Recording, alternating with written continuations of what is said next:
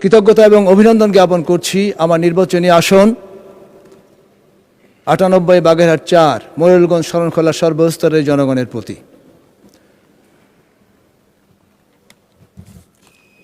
মাননীয় স্পিকার, আমি সিডর আইলা ঘূর্ণিঝড় বিধ্বস্ত জনপদ মোরেলগঞ্জ শরণখোলা সর্বস্তরের মানুষের পক্ষ থেকে এই মহান সংসদে আমি মোহাম্মদ আব্দুল আলিম তারকাচিহ্নিত প্রশ্ন ২৪ উত্থাপন করলাম। ধন্যবাদ মাননীয় সদস্য। তারকাচিহ্নিত প্রশ্ন ২৪ মহান জাতীয় সংসদে উত্থাপিত হলো। মাননীয় স্থানীয় সরকার, পল্লী উন্নয়ন ও সমবায় মন্ত্রী জনাব মির্জা ফখরুল ইসলাম আলমগীর। ধন্যবাদ মাননীয় স্পিকার।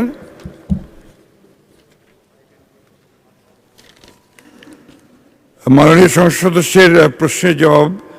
এলজিইডির আওতায় বাগেরহাট জেলায় মোড়লগঞ্জ ও শরণখোলা উপজেলায় মোট ২,৪২৬ কিলোমিটার সড়ক আছে।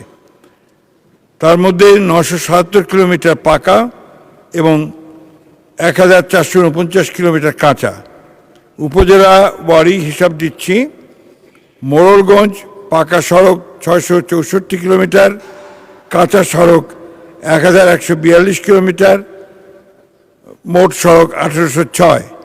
শরণখোলাতে ৩১৩ কিলোমিটার পাকা, ৩০৭ কিলোমিটার কাঁচা সড়ক, মোট ৬২০ কিলোমিটার। এই দুই উপজেলায় মোট ৯৭৭ কিলোমিটার পাকা সড়ক এবং কাঁচা সড়ক ১,৪৪৯। মোট সড়ক হচ্ছে ২,৪২৬। মাননীয় স্পিকার, জুন ২০২৭-এর মধ্যে মোড়লগঞ্জ ও শরণখোলা উপজেলায় প্রায় ১২৬ কিলোমিটার সড়ক পাকাকরণের পরিকল্পনা রয়েছে। অবশিষ্ট কাঁচা সড়কের গুরুত্ব ও অগ্রাধিকার বিবেচনা করে পর্যায়ক্রমে পাকা করা হবে। ধন্যবাদ মাননীয় স্পিকার।